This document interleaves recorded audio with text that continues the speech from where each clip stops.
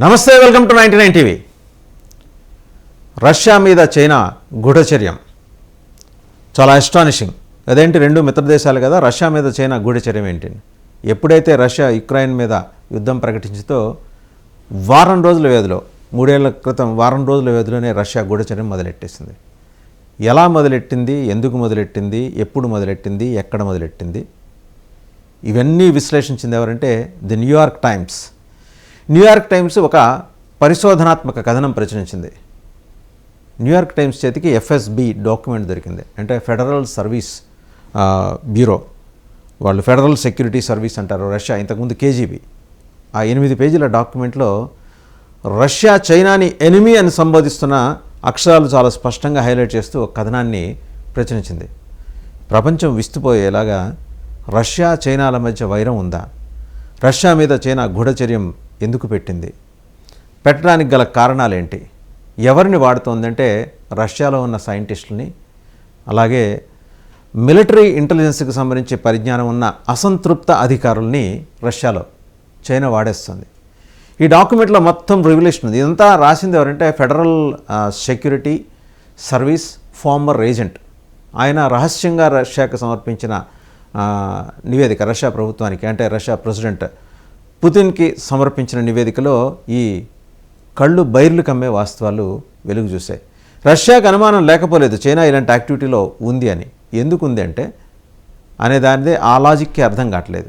ఎందుకంటే ఇప్పుడు ఉక్రెయిన్లో యుద్ధం మొదలైన తర్వాత యుక్రెయిన్కి వెస్ట్రన్ కంట్రీస్ నుంచి అందుతున్న ఆయుధాలు, వాటి నాణ్యత, వాటి పనితీరు అవి అధ్యయనం చేసే నెపంతో అక్కడికి దిగింది చైనా. తన ఇంటెలిజెన్స్ యూనిట్స్ని దింపింది.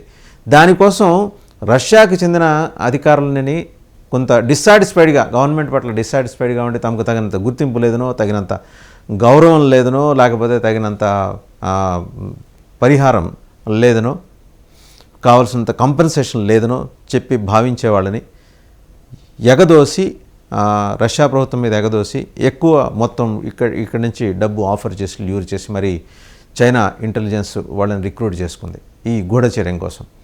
రష్యాకి ఒక్కసారి ఇది ఆశ్చర్యపోయేలాగా చేసిన పరిణామాలు. ఇంకా న్యూయార్క్ టైమ్స్ ఏం రాసిందంటే ది ఎనిమీ, ఆ టైటిల్ పేరు కూడా, డాక్యుమెంట్ టైటిల్ పేరు కూడా ది ఎనిమీ, 8 పేజీలు రాసిన ఆయన ఎఫ్ఎస్బి యూనిట్ అంటే ఫెడరల్ సెక్యూరిటీ సర్వీస్ యూనిట్కి చెందిన మాజీ అధికారి.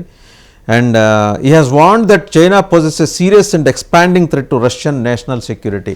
ఇది చాలా ఇంపార్టెంట్ విషయం. రష్యన్ జాతీయ భద్రతకి విఘాతం కలిగించే విధంగా చైనా మిలిటరీ ఇంటెలిజెన్స్ పనిచేస్తోంది, రష్యా భద్రంగా ఉండాలని. ఇప్పుడు మొన్న ఉక్రెయిన్ రష్యా మీద జరిపిన దాడి వెనక కూడా చైనా ఉందనే అనుమానాలు దీంతో వ్యక్తమవుతూ వస్తున్నాయి. China is increasingly trying to recruit Russian scientist and intelligence officer అని డాక్యుమెంట్ చెప్తోంది. రష్యన్ సైంటిస్ట్ని, అలాగే ఇంటెలిజెన్స్ ఆఫీసర్స్ని, ఫార్మర్ ఇంటెలిజెన్స్ ఆఫీసర్స్, న్యాచురల్లీ కేజీబీలో ఇంతకుముందు, ఇప్పుడు ఎఫ్ఎస్బీలో పనిచేస్తున్న వాళ్ళని అని చెబుతూ Beijing is aggressively targeting dissatisfied individuals, బాగా అసంతృప్తితో ఉన్న ఆఫీసర్స్ని వివిధ రంగాల్లో తన ఇంటెలిజెన్స్ కోసం చైనా మలుచుకుంటోంది. Sensitive military and technological information Russia నుంచి తస్కరించడం కోసం. ఎందుకంటే ఇవేళకి కూడా టెక్నాలజీలో రష్యా సుప్రీం, దాన్ని ఎవరు కాదనలేరు. మొన్న ఒక ఫెయిల్యూర్ ఉన్నంత మాత్రాన, ఉక్రెయిన్ దాడిని కనుక్కోలేకపోయినంత మాత్రాన రష్యా ఇంటెలిజెన్స్ని, రష్యా టెక్నాలజికల్ ప్రావెస్నెస్ని ఎవరు తక్కువ చేసి అయితే చూపలేరు.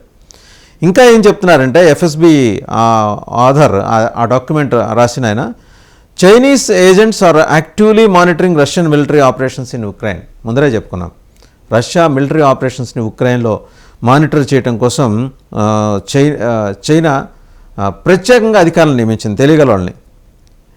ఆ డాక్యుమెంట్ ప్రకారం ఏంటంటే అర్థమవుతుంది, వెస్ట్రన్ సప్లైడ్ వెపన్స్ అలాగే వార్ఫేర్ టెక్నిక్స్ ఎలా ఉన్నాయి అనేది తెలుసుకోవటం అనేది ఒక నెపం, కానీ పనిచేస్తున్నది రష్యాకి వ్యతిరేకంగా.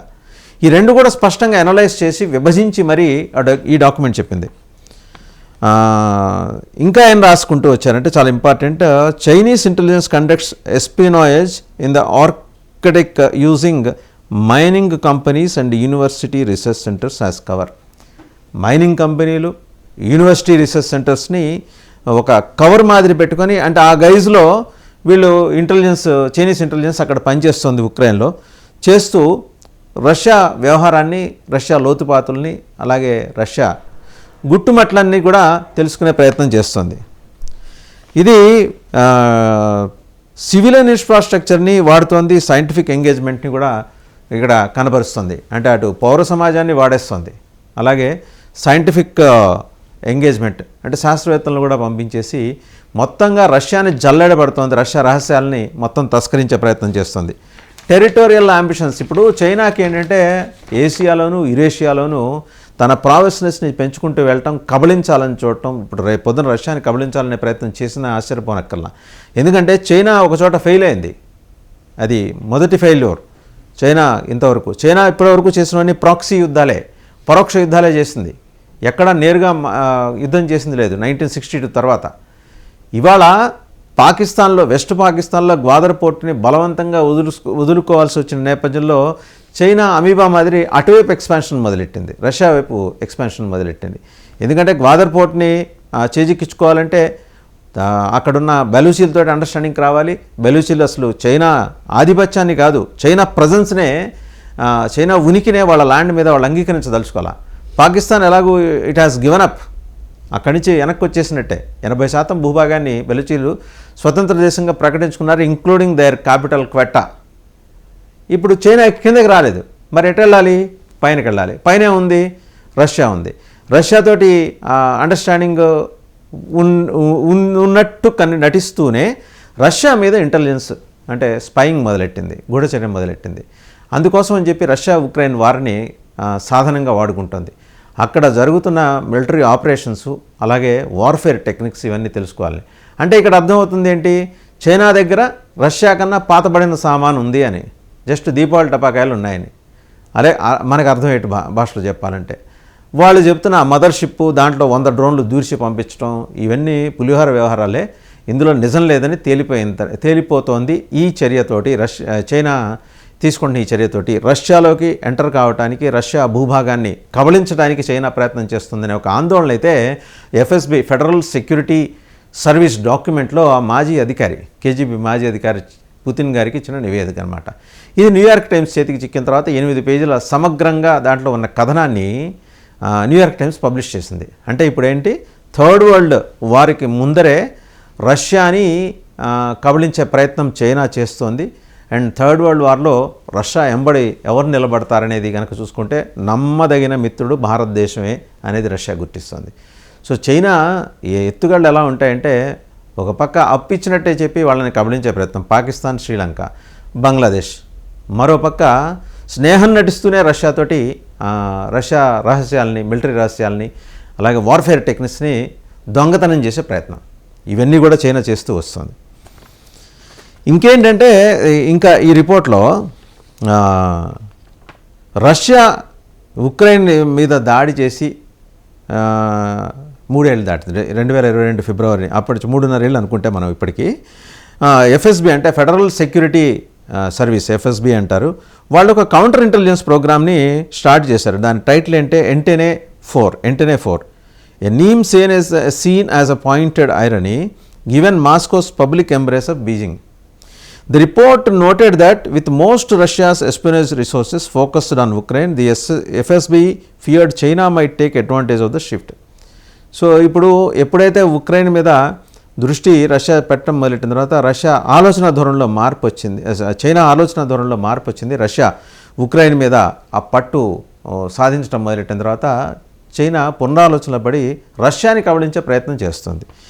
The timing was likely not accidental అనే మాట కూడా ఆ రిపోర్ట్లో రాశారు. ఇంకా డాక్యుమెంట్లో ఏముందంటే, since 2022 the FSB says it has documented a sharp increase in Chinese efforts to infiltrate Russian institutions.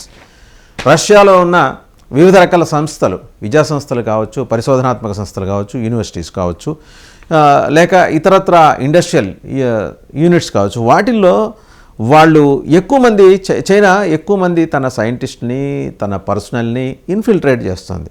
వాళ్ళందరూ కూడా ఇంటెలిజెన్స్ విభాగానికి చెందిన వాళ్ళే. రకరకాల ట్రేడ్స్లో అక్కడ ఉన్నట్టు, లైక్ మొన్నటికి మొన్న రష్యాలో 5 ఎయిర్ బేస్ని పేల్ చేసిన ఒక టాటూ ఆర్టిస్టు, ఆవిడ మొగుడేమో ట్రక్కులు నడుపుకునేవాడు.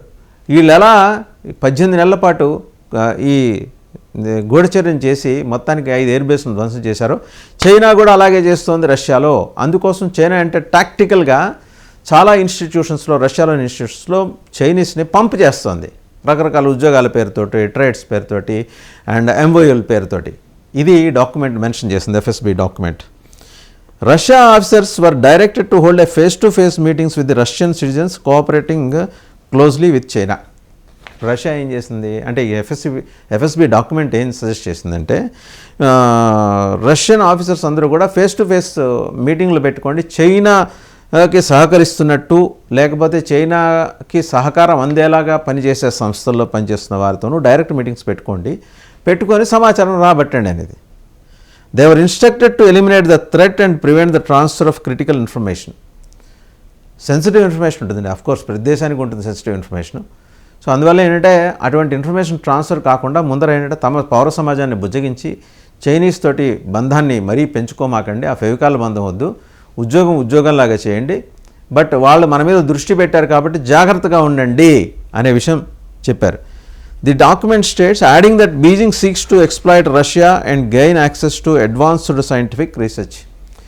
రష్యాలో సైంటిఫిక్ రీసెర్చ్, టెక్నాలజికల్ రీసెర్చ్ కొదవే లేదు, అద్భుతమైన విజయాలు రష్యా సొంతం. అందాకెందుకు రష్యా మనకు ఆఫర్ చేసిన PU-160M అది భయం ఇప్పుడు చైనాకి. ఏంటంటే ఎక్కడా PU-160M combat aircraft, bomber aircraft కనుక మనకి అందితే మరి రేపొద్దున అది ఒక పెద్ద పొటెన్షియల్ థ్రెట్ అవుతుంది. అందుకని ఆ PU-160Mకి సంబంధించిన సాంకేతిక పరిజ్ఞానాన్ని తస్కరించడం కోసం అక్కడ వాళ్ళకి డబ్బు కట్టలు విసిరేసే ప్రయత్నం చైనా చేస్తోంది రష్యా వాళ్ళకి అనేది ఈ డాక్యుమెంట్ చెప్తూ వస్తున్న విషయం. అండ్ ఇంకేం చెప్పిందంటే a climate of deep mutual suspicion between the two powers. Russia ఒక సూపర్ పవర్, చైనా ఒక మహా సూపర్ పవర్. ఈ రెండు పవర్స్ మధ్య అనుమానాస్పద వ్యవహారాలు దోబూచులాడుతున్నాయి. అంటే ఎక్స్ వైని అనుమానిస్తే వై ఎక్స్ని అనుమానిస్తూ చూడటం, ఇది అక్కడ జరుగుతోంది. Chinese intelligence reportedly monitors returning operatives using a polygraph test and controls over 20,000 Russian students currently in China. చూసారా అంటే చైనా ఎంత అడ్వాన్స్డ్గా, అందరూ 2047 గురించి ఆలోచిస్తుంటే చైనా 2087 గురించి ఆలోచిస్తుంది. అది ఏం చేస్తుందంటే returning operatives using polygraph test reportedly monitors returning operatives using polygraph test and controls over 20,000 Russian students currently in China. చైనాలో ఉన్న ఒక 20,000 మంది రష్యన్ స్టూడెంట్స్ మీద పూర్తి కంట్రోల్ సాధించింది. వీళ్ళందరినీ రేపొద్దున ఇంటెలిజెన్స్ నెట్వర్క్కి వాడుకుంటుందన్నమాట. అలాగే ఫెడరల్ సెక్యూరిటీ సర్వీస్ ఎఫ్ఎస్బి ఏం చేస్తుంది, warns that Chinese agents often seek out Russians married to Chinese citizens for potential recruitment. వాళ్ళకి warns that Chinese agents often seek out, ఈ చైనా నుంచి పనిచేస్తున్న ఇంటెలిజెన్స్ ఏజెంట్స్ వాళ్ళు ఏం చేస్తున్నారంటే రష్యన్స్ని రష్యా చైనా మధ్య ఈ పెళ్లి సంబంధాలు ఉండాలి, పెళ్ళిళ్ళు జరగాలి అని ఫర్ పొటెన్షియల్ రిక్రూట్మెంట్ అదొకటి చూపించి, ఆ సాకు ఒకటి చూపించి. The goal is to penetrate Russia's state institutions through trusted vulnerable and personal connections. స్పష్టంగా అర్థమైపోయింది చైనా ఎత్తుగడ ఎలా ఉంటుందనేది.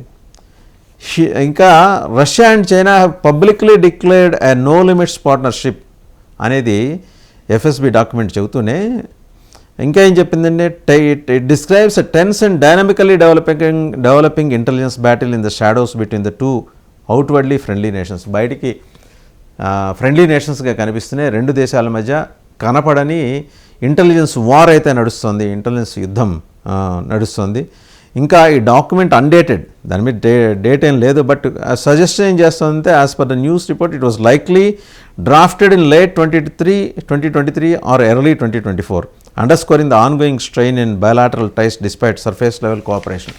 పెరిఫెరల్గా ఆ రెండు దేశాల మధ్య కోఆపరేషన్ ఉన్నట్టు కనిపిస్తున్నప్పటికీ బీజింగ్కి అండ్ మాస్కోకి, బట్ ఈ డాక్యుమెంట్ 2023 చివరిలో కానీ 2024 మొదట్లో కానీ ఈ డాక్యుమెంట్ ప్రిపేర్ చేసి ఎఫ్ఎస్బి ప్రెసిడెంట్ పుతిన్కి అందజేసిందని న్యూయార్క్ టైమ్స్ రాసిన పరిశోధనాత్మక కథనంలోని అంశం, ఇన్వెస్టిగేటివ్ స్టోరీ అనమాట. ఓవరాల్గా చూస్తే ఏంటంటే బయటికి కనపడేవన్నీ స్నేహాలు కాదు, బయటికి నవ్వుతూ కనిపిస్తున్న ఈ ఇద్దరి నవ్వులు వెనక ప్లాస్టిక్ నవ్వులే ఉన్నాయి కానీ నిజమైన నవ్వులు లేవు. And Xi Jinping and Putin వీళ్ళిద్దరూ బయటికి కనిపించినంత స్నేహం అయితే వాళ్ళిద్దరి మధ్య లేదు అనేది స్పష్టంగా మేనిఫెస్ట్ అయింది. అండ్ ఇంకొకటి రష్యా భారత్కి PU-160M బాంబర్ ఎయిర్ క్రాఫ్ట్ని which can carry 12 nuclear missiles at a single stretch, 12 nuclear missiles కానీ లేదా సాధారణ మిసైల్స్ కానీ విధ్వంసక క్షిపణులు కానీ తీసుకెళ్లే ఒక PU-160Mని కనుక భారత్కి ఇస్తే రష్యా మీద నేరుగా యుద్ధం ప్రకటించడానికి, రష్యా నుంచి ఆ టెక్నాలజీని తస్కరించడానికి, దొంగతనం చేయడానికి చైనా పన్నిన పన్నాగం. ఇది అంతర్లీనంగా ఈ స్టోరీలో, ఈ పరిశోధనాత్మక కథనం వెనక ఉన్న ఉద్దేశం అనేది మనకి మేనిఫెస్ట్ అవుతుంది.